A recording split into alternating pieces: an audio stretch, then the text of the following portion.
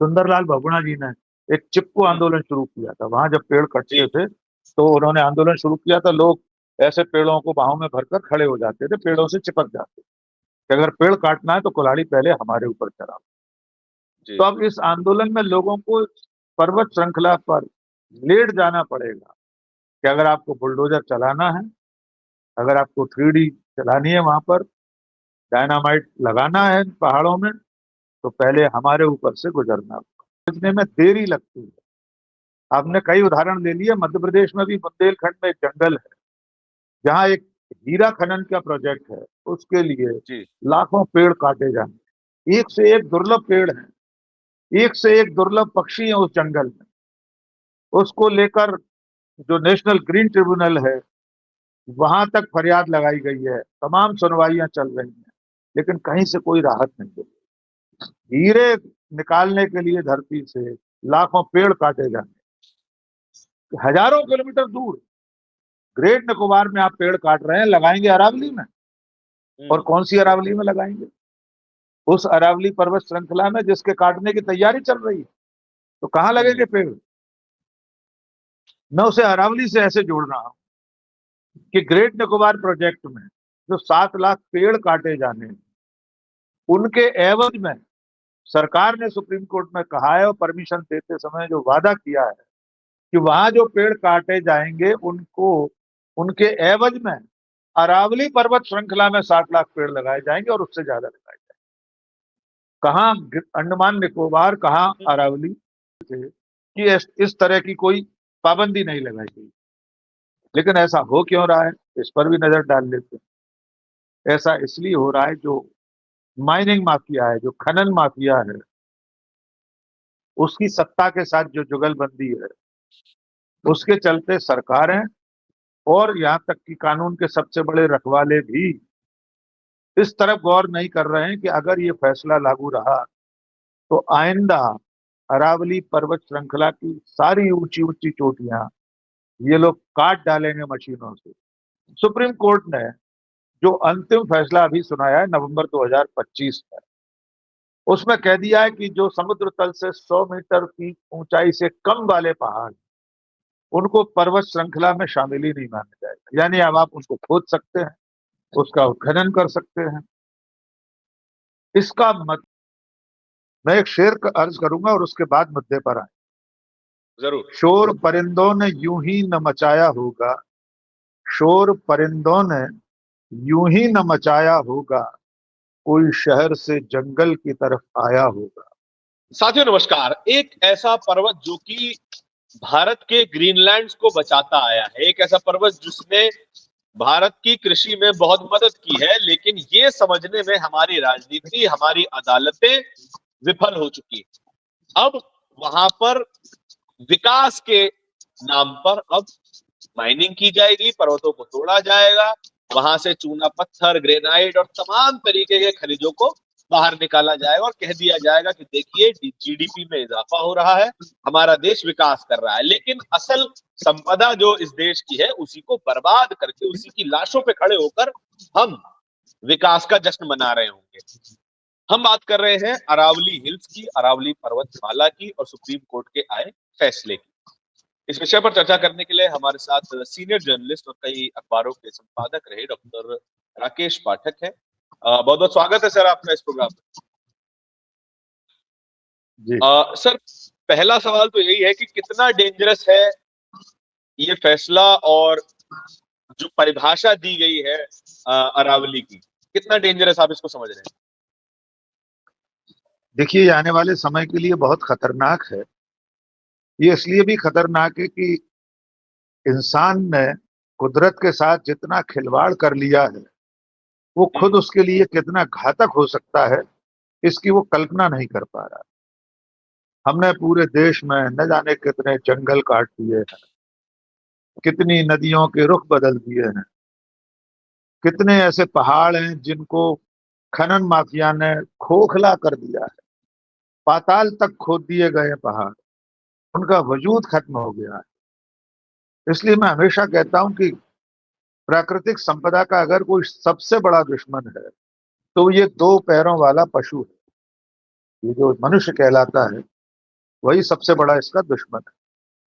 और जो बाकी के कुदरत ने जीव जंतु दिए हैं, परिंदे हों, चौपाए हों, वे सब तो कुदरत को बचाने का काम करते हैं। इसलिए इंसान जब जंगल या पहाड़ की तरफ बढ़ता है तो वे सब लोग डर जाते हैं।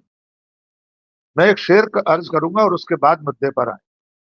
जरूर। शोर परिंदों ने यूं ही न मचाया होगा, शोर परिंदों ने यूं ही न मचाया होगा, कोई शहर से जंगल की तरफ आया होगा। तो जब भी इंसान शहर से जंगल की तरफ, पहाड़ों की तरफ आता है तो परिंदे भी शोर मचाने लगते हैं, चौपाए भी भागने लगते हैं। यही अब हम अरावली पर्वत श्रृंखला के साथ करने जा रहे हैं। पहले हमारे दर्शकों के लिए थोड़ा संक्षेप में ये बता दें कि दरअसल में पूरा मामला है क्या। तो एक तो ये जान लीजिए कि अरावली पर्वत श्रृंखला दुनिया की सबसे पुरानी पर्वत श्रृंखलाओं में से है। लगभग 692 किलोमीटर लंबी इस श्रृंखला में राजस्थान, हरियाणा का बहुत बड़ा क्षेत्र उधर रेगिस्तान से बचा रहता है। यानी एक तरह से एक दीवार है बीच में, वरना वो रेगिस्तान धीरे धीरे बढ़ता हुआ दिल्ली तक पहुंच जाएगा। तो अरावली पर्वत श्रृंखला उस रेगिस्तान को बढ़ने से रोकती है। पर्यावरण और मौसम का बचाव भी इसीलिए हो पाता है कि जैसे राजधानी दिल्ली है, वो एक गोदी मीडिया के बहुत बड़े बड़े एंकर एक कटोरी का मुहावरा दे रहे थे कि दिल्ली एक कटोरी की तरह है, चारों तरफ, तीन तरफ से अरावली पर्वत श्रृंखला से घिरी है। तो वो कटोरी की तरह है दिल्ली, इसीलिए तो इस पर्वत श्रृंखला की वजह से रेगिस्तान की धूल, उसकी धूल भरी आंधियां यहां तक नहीं पहुंच पाती। अब इसकी जो हाइट को लेकर विवाद चल रहा है उसको समझ लेना जरूरी। किसी भी पहाड़ की, किसी भी स्थल की जो ऊंचाई है वो समुद्र तल से नापी जाती है। तो समुद्र तल से 100 मीटर की ऊंचाई तक के जो पहाड़ हैं, इस पर्वत श्रृंखला के जो पहाड़ियां हैं, उससे कम वाले हैं, उन्हें अब पहाड़ नहीं माना जाएगा। मामला शुरू हुआ 2002 में। हरियाणा में एक विवाद शुरू हुआ इसके उत्खनन को लेकर। उसके बाद मामला एक हाई पावर्ड एम्पावर्ड कमेटी के पास गया। कमेटी ने उत्खनन पर रोक लगा दी। मामला चलता रहा, फिर अदालत में गया, सुप्रीम कोर्ट तक पहुंचा। राजस्थान की सरकार भी सुप्रीम कोर्ट गई थी, उस वक्त अशोक गहलोत की सरकार थी। सुप्रीम कोर्ट ने जो अंतिम फैसला अभी सुनाया है नवंबर 2025 में, उसमें कह दिया है कि जो समुद्र तल से 100 मीटर की ऊंचाई से कम वाले पहाड़, उनको पर्वत श्रृंखला में शामिल ही नहीं माना जाएगा। यानी अब आप उनको खोद सकते हैं, उसका उत्खनन कर सकते हैं। इसका मतलब ये होगा कि आइंदा इस फैसले की रोशनी में पूरे अरावली पर्वत श्रृंखला की 90% चोटियां, 90% पहाड़ भी अब खोदे जा सकेंगे, जो अब तक संरक्षित थे, जो इसलिए बचे हुए थे कि इस तरह की कोई पाबंदी नहीं लगाई गई। लेकिन ऐसा हो क्यों रहा है, इस पर भी नजर डाल लेते हैं। ऐसा इसलिए हो रहा है, जो माइनिंग माफिया है, जो खनन माफिया है, उसकी सत्ता के साथ जो जुगलबंदी है, उसके चलते सरकारें और यहां तक कि कानून के सबसे बड़े रखवाले भी इस तरफ गौर नहीं कर रहे हैं कि अगर ये फैसला लागू रहा तो आइंदा अरावली पर्वत श्रृंखला की सारी ऊंची ऊंची चोटियां ये लोग काट डालेंगे मशीनों से, क्रशर्स लग जाएंगे। आजकल तो ऐसी बड़ी बड़ी मशीनें आ गई हैं कि कागज की तरह पहाड़ को काट देती, ब्लास्ट करके पहाड़ उड़ा दिए जाते। इसका खामियाजा कितना भारी भारी पड़ेगा राजस्थान, हरियाणा, दिल्ली और आसपास के क्षेत्रों में, उसकी कल्पना नहीं कर पा रहे लोग। और पहाड़ सिर्फ पहाड़ नहीं है, उन पहाड़ों पर पेड़ भी होते हैं, तमाम तरह की झाड़ियां होती हैं, संरक्षित पक्षी होते हैं, कई ऐसी प्रजातियां होती हैं जो उनमें बसेरा करते हैं।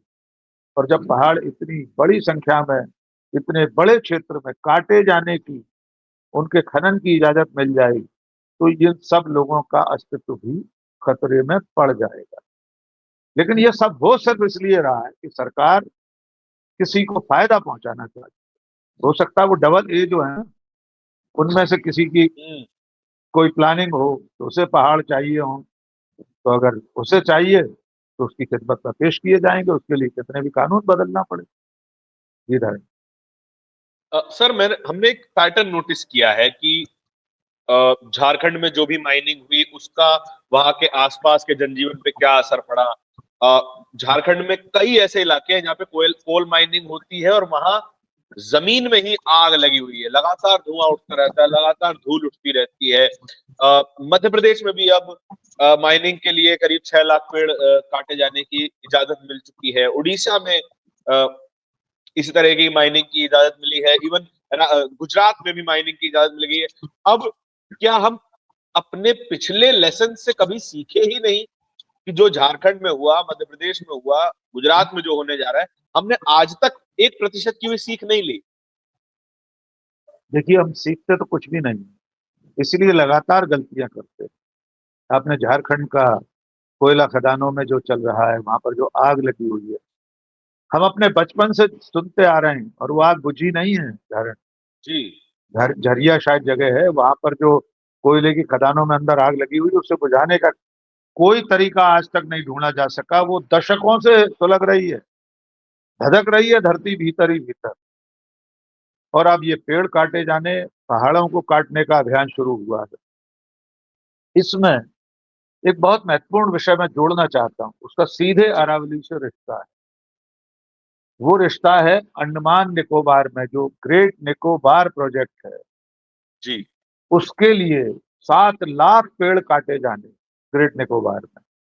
तो उस प्रोजेक्ट में वहां पर एक आधुनिक शहर बसाया जाना है, एक हाईटेक सिटी बसाई जाएगी, बंदरगाह बनाया जाएगा, पोर्ट बन रहा है, हवाई अड्डा बनाया जाना है, 50,000 लोग, क्षमा कीजिए 5 लाख लोग और बसाए जाने वहां पर। अंडमान निकोबार की कुल आबादी की के अनुपात में बहुत बड़ी संख्या में लोग वहां बसाए जाए, यानी वहां का पूरा इकोसिस्टम बिगड़ जाएगा। लेकिन सरकार तमाम पर्यावरणविदों की मांग के बावजूद अपनी जिद पर अड़ी रही और केंद्रीय वन पर्यावरण मंत्रालय ने उसकी मंजूरी दे दी।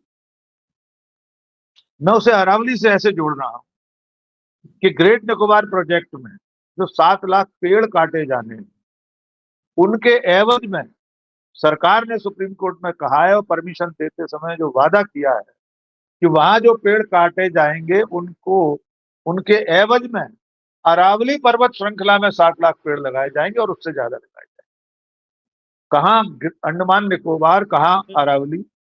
और वो जो ग्रेट निकोबार द्वीप समूह है वो पूरी दुनिया में सबसे बड़ा हब है, एक ठिकाना है ऑक्सीजन के लिए, जो सारी दुनिया में सबसे ज्यादा सर्वश्रेष्ठ जगह वो मानी जाती है। वहां ऐसे ऐसे दुर्लभ पेड़ हैं, दुर्लभ जीव जंतु हैं, कई ऐसे ऐसे कछुए हैं। एक मेगापॉड कछुआ है, मैंने उस पर वीडियो बनाया था वहीं से, अंडमान से 2-3 साल पहले। वो दुनिया में एक आध जगह ही और होता है, सिर्फ अंडमान में होता है, उसका घर है वो। अगर आप वहां पर पोर्ट बनाएंगे, बंदरगाह बनाएंगे, तो उसका वो ठिकाना नष्ट हो जाएगा। वो कहाँ जाएगा? नई जगह नहीं बस सकते जीव जंतु ऐसे, जहां हजारों साल से बसे हुए हैं। एक पक्षी है, उसका भी ठिकाना वही है। वो दुनिया में शायद एक जगह और कहीं होता है, शायद दक्षिण अफ्रीका में किसी जगह, उसके अलावा कहीं नहीं है। उसका बसेरा उजड़ने वाला है। कई ऐसी झाड़ियां होती हैं, मैंग्रोव कहते हैं, जो समुद्र के किनारे होते हैं, वे नष्ट हो जाएंगे, पूरी तरह से तबाह हो जाएंगे। उन्हें दोबारा कहां पैदा करेंगे आप? और हजारों किलोमीटर दूर ग्रेट निकोबार में आप पेड़ काट रहे हैं, लगाएंगे अरावली में। और कौन सी अरावली में लगाएंगे? उस अरावली पर्वत श्रृंखला में जिसके काटने की तैयारी चल रही है। तो कहां लगेंगे पेड़? उनसे पर्यावरण का संतुलन कैसे होगा? जो वहां पे मिलता है वो अरावली में कैसे मिल जाएगा? और वे जो पेड़ हैं ग्रेट निकोबार में लगे हुए हैं, सदियों पुराने पेड़, सैकड़ों साल पुराने पेड़ हैं, जिनकी आयु का निर्धारण भी मुश्किल होगा। घने जंगल हैं। आप आज अरावली में पेड़ लगाएंगे तो 200 साल बाद वे इस कद में पहुंचेंगे, इतने बड़े बन पाएंगे कि वे आबो हवा को ठीक रख सकें। और कितने उनमें से सरवाइव कर पाएंगे? कितने हम वृक्षारोपण अभियान देखते हैं, पौधरोपण पूरे देश में भी चलते हैं, कितने पौधे पौधे बच रहते हैं उसके बाद। सुप्रीम कोर्ट की रूलिंग है, हाईवे बनाना हो, कोई सरकारी प्रोजेक्ट हो, अगर आप एक पेड़ काट रहे हैं तो उसके एवज में 10 आपको पेड़ लगाने पड़ेंगे। तो ग्रेट निकोबार में 7 लाख पेड़ काटेंगे तो 70 लाख कहाँ लगाएंगे? और ये अरावली पर्वत श्रृंखला जब उत्खनन का शिकार हो जाएगी तो पेड़ों को लगाने के लिए भी जगह नहीं बचेगी। तो जो आप सीखने की बात कह रहे थे, हम अपनी गलतियों से सीखते नहीं है, बल्कि अपनी गलतियां बार बार दोहराते हैं। और आते रहते। जी। अच्छा स- सर, हम कई बार एक मीडिया कैंपेन देखते हैं कि एक पेड़ माँ के नाम। जी। प्रधानमंत्री इमोशनल होके बड़े संजीदा लहजे में कहते हैं एक पेड़ माँ के नाम लगाइए। आप जिस माँ प्रकृति को बर्बाद कर रहे हैं, क्या आप उसके नाम पे ये लगा पाएंगे? मतलब क्या कोरा ढकोसला नहीं दिखाई देता है कि हम ग्रेट निकोबार आइलैंड बर्बाद कर दिया, हमने झारखंड बर्बाद कर दिया, अब राजस्थान बर्बाद करने जा रहे हैं? कोरा ढकोसला नहीं दिखाई देता? और क्या ये जनता को नहीं दिखाई देता? हमने हमने आपने बचपन में सभी ने पंचतंत्र की कहानियां सुनी, प्रकृति की वैल्यू समझी। अ, शायद छोटे छोटे बच्चे अपने ड्राइंग बुक में पेड़ सेव ट्री वाले डायग्राम भी बनाते हैं। क्या हम जेन्युइनली कभी ये समझ पाएंगे कि हमारी सरकार कहने में और करने में कितना बड़ा अंतर उसका है? देखिए, सरकार का, सभी राजनीतिक दलों का हाँ। कथनी करनी में जो फर्क है, वही तो जनता नहीं समझ पा रही है। हम्म। उसे समझने में देरी लगती है। आपने कई उदाहरण ले लिए, मध्य प्रदेश में भी बुंदेलखंड में एक जंगल है जहां एक हीरा खनन का प्रोजेक्ट है, उसके लिए जी। लाखों पेड़ काटे जाए। एक से एक दुर्लभ पेड़ हैं, एक से एक दुर्लभ पक्षी हैं उस जंगल में। उसको लेकर जो नेशनल ग्रीन ट्रिब्यूनल है, वहां तक फरियाद लगाई गई है, तमाम सुनवाइयां चल रही हैं, लेकिन कहीं से कोई राहत नहीं है। हीरे निकालने के लिए धरती से लाखों पेड़ काटे जाए। अर्जुन का पेड़ है वहां पे, अर्जुन पेड़ जो एक कहलाता है, बड़े दुर्लभ एक से जी। एक पेड़ है वहां पर। कई पक्षी ऐसे हैं जो दुनिया में और कई शायद ही हो, लेकिन राजनीतिक दल, सरकारें सिर्फ आर्थिक लाभ के लिए, विकास के नाम पर सारी चीजों को बलाए ताक रखकर प्रकृति का दोहन कर रही हैं, कुदरत के साथ अत्याचार कर रही हैं। एक पेड़ माँ के नाम का अभियान चलाने वाली सरकार और देश के प्रधानमंत्री उन डबल ए में से किसी एक के लिए झारखंड में कितने पेड़ कटने वाले हैं उसकी गिनती नहीं करते। बुंदेलखंड क्षेत्र में हीरे निकालने के लिए कितने लाख पेड़ काटे जाने, ग्रेट निकोबार में लाखों पेड़ कटने हैं। जितने पेड़ कट रहे हैं, क्या वो एक पेड़ माँ के नाम के अभियान के संतुलन बनाने से बन जाएगा? कितने पेड़ लग रहे हैं सरकारी तौर पर जो प्रकृति ने हम्म। पहले से लगा रखे थे, क्या उनका मुकाबला इंसान कर सकता है? क्या हमारे आपके रोपे हुए पेड़ उन सदियों पुराने पेड़ों की उम्र तक पहुंच पाएंगे? हम्म। कितने जीवित रहेंगे, कितने सूख कर मुरझा जाएंगे, इसकी गिनती कोई करेगा? तो मुझे ऐसा लगता है कि इस वक्त जो आंदोलन हम देख रहे हैं, खास तौर से राजस्थान से, हरियाणा में भी शुरू हो गया है, दोनों तरफ से जनता जिस तरह सामने आई है, उससे मुझे लग रहा है कोई ना कोई रास्ता निकलेगा। आपको याद होगा, उत्तराखंड में सुंदरलाल बहुगुणा जी ने एक चिपको हम्म। आंदोलन शुरू किया था। वहां जब पेड़ जी। कटते थे तो उन्होंने आंदोलन शुरू किया था, लोग ऐसे पेड़ों को बाहों में भरकर खड़े हो जाते थे, पेड़ों से चिपक जाते कि अगर पेड़ काटना है तो कुल्हाड़ी पहले हमारे ऊपर चढ़ाओ।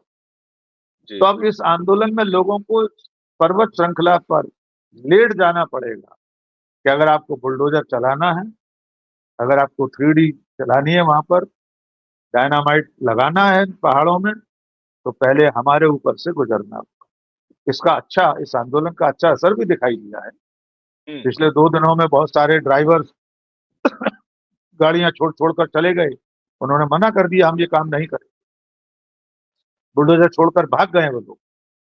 हम्म। तो जनता और जन आंदोलन के सिवाय सरकार को और कोई रोक नहीं सकता, अदालतों से भी उम्मीद नहीं करना चाहिए। अंतिम फैसला अब जनता की अदालत में होगा। जनता अगर चाहेगी तो कुदरत के साथ ये खिलवाड़ नहीं हो पाएगा, वरना सरकारें तो इस पर उतारू हैं। कि विकास के नाम पर धरती को खोखला करने पर उतारू हैं और किसी भी सूरत में रुकने को तैयार नहीं।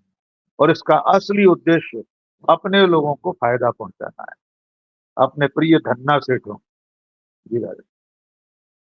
खैर ये बात तो दर्शकों को क्लियर है कि हमारे बाप दादाओं ने परदादाओं ने जो पेड़ लगाए वो जानते थे उस पेड़ को लगाते वक्त कि वे कभी इसकी छाव में नहीं बैठ पाएंगे, वे कभी इसके फ्रूट नहीं खा पाएंगे, फल उनको नहीं मिल पाएगा, लेकिन फिर भी उन्होंने सेल्फिश ना होते हुए हमारे सोचते हुए पेड़ लगाए और आज हम उन पेड़ों की छाव में बैठे हैं।